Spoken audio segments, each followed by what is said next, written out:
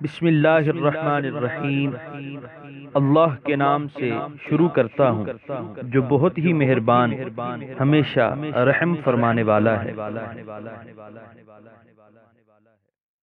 چھٹا پارہ سورہ النساء آیت نمبر 148۔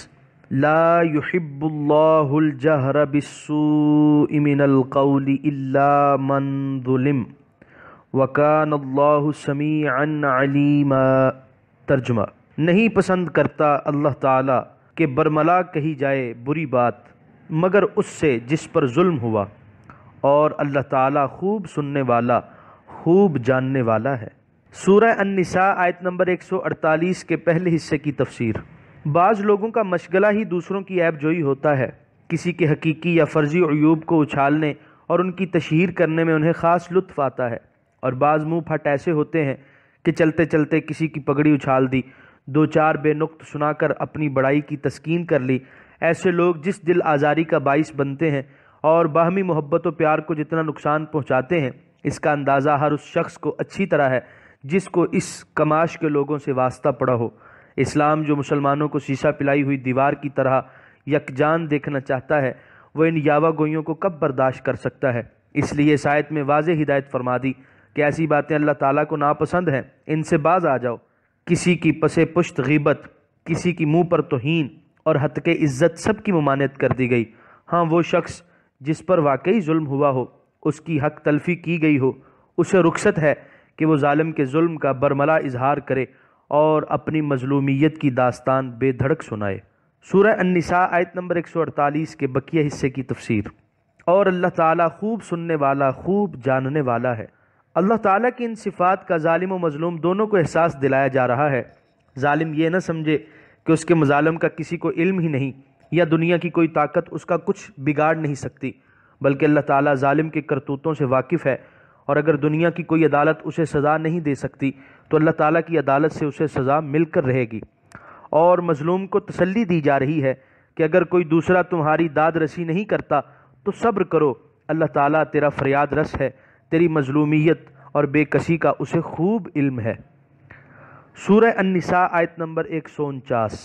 ان تبدوا خیرا او تخفوه او تعفو عن سوء فإن اللہ کان عفوا قدیرا۔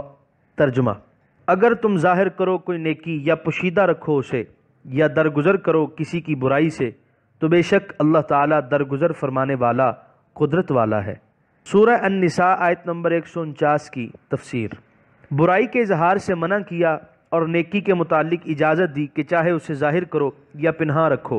آخر میں مظلوم کو فرمایا کہ تمہارے لیے بہتر یہ ہے کہ تم بھی زیادتی کرنے والے انسان سے درگزر کرو، کیونکہ اللہ تعالیٰ قدرت کاملہ کے باوجود غلط کاروں اور مجرموں کو معاف کر دیا کرتا ہے۔ تو بھی اگر اپنے آپ کو صفات الہی اور اخلاق ربانی سے متصف کرنے کے لیے یہ غصہ پی جائے تو تیرے لیے بہت مناسب ہے۔ پہلا حکم رخصت ہے اور عوام کے لیے ہے جن کی اخلاقی حالت اتنی بلند نہیں ہوتی کہ اس وقت ضبط سے کام لے سکیں جبکہ جذبات مشتعل ہوتے ہیں، اور دوسرا حکم عزیمت ہے اور خاص کے لیے ہے۔ سورہ النساء آیت نمبر 150۔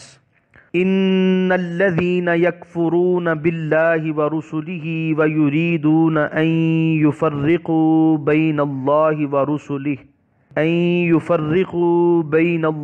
ورسله ويقولون نؤمن ببعض ونكفر ببعض ويريدون ان يتخذوا بين ذلك سبيلا۔ ترجمہ: بے شک جو لوگ کفر کرتے ہیں اللہ تعالیٰ اور اس کے رسولوں کے ساتھ، اور چاہتے ہیں کہ فرق کریں اللہ اور اس کے رسولوں کے درمیان، اور کہتے ہیں ہم ایمان لائے ہیں بعض رسولوں پر اور ہم کفر کرتے ہیں بعض کے ساتھ، اور چاہتے ہیں کہ اختیار کر لیں کفر و ایمان کے درمیان کوئی تیسری راہ۔ سورہ النساء آیت نمبر 150 کے پہلے حصے کی تفسیر۔ مشرکین و منافقین کی خصلتوں کے ذکر کے بعد اب کفار کا حال بیان کیا جا رہا ہے۔ کفار کی بھی کئی قسمیں ہیں، ایک وہ جو اللہ کو مانتے ہیں لیکن نبوت اور رسالت کے قائل نہیں، ایک وہ جو بعض انبیاء کی نبوت کو مانتے ہیں اور بعض کی رسالت کا انکار کرتے ہیں، مثلا یہودی کہ حضرت موسیٰ علیہ السلام کو مانتے تھے لیکن حضرت مسیح اور خاتم الانبیاء محمد الرسول اللہ صلی اللہ علیہ وآلہ وسلم کی رسالت کا اقرار نہیں کرتے۔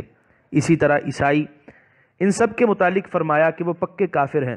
اب یہ امر غور طلب ہے کہ جو اللہ تعالیٰ پر ایمان رکھتا ہے اور انبیاء کے ساتھ کفر کرتا ہے اسے پکا کافر کیوں کہا گیا؟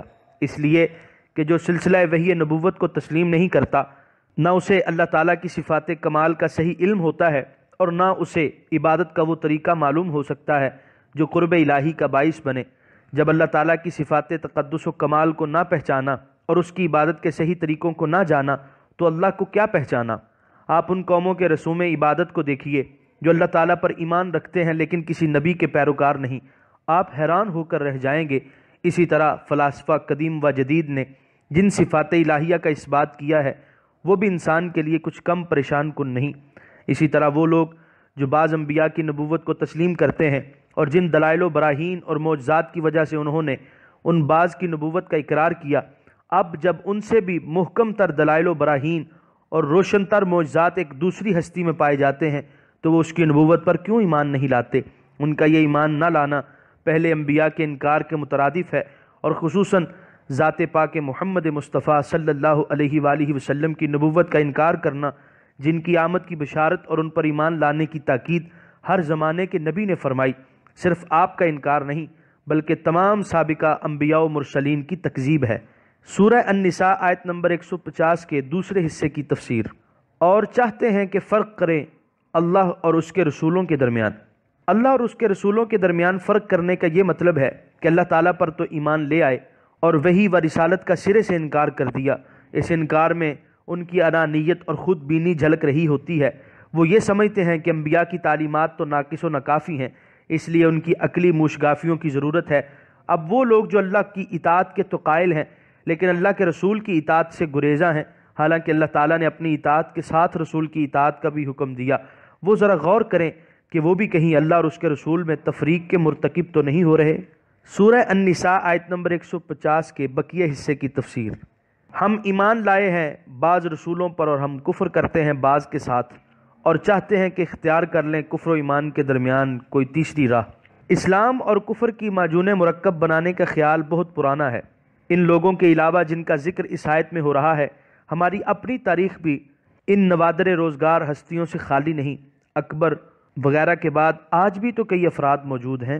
سورہ النساء آیت نمبر 151۔ اولئک هم الکافرون حقا واعتدنا للکافرین عذابا مہینا۔ ترجمہ: یہی لوگ کافر ہیں حقیقت میں، اور ہم نے تیار کر رکھا ہے کافروں کے لیے عذاب رسوا کرنے والا۔ سورہ النساء آیت نمبر 152۔ والذین آمنوا باللہ ورسلہ ولم یفرقوا بین احد منہم اولئک سوف یؤتیہم اجورہم وکان اللہ غفورا رحیما۔ ترجمہ: اور جو لوگ ایمان لائے اللہ تعالیٰ اور اس کے تمام رسولوں کے ساتھ اور نہیں فرق کیا انہوں نے کسی میں ان سے، یہی لوگ ہیں دے گا انہیں اللہ تعالیٰ ان کے اجر، اور اللہ تعالیٰ غفور الرحیم ہے۔ سورہ النساء آیت نمبر 152 کی تفسیر۔ یعنی جو لوگ اللہ پر، اس کی تمام صفات تقدس و کمال پر اور بلا استثناء اس کے تمام رسولوں پر ایمان لاتے ہیں، ان کے اجر عظیم کا ذکر فرمایا جا رہا ہے۔ یہاں پر چھٹے پارے کا پہلا رکوع مکمل ہوا۔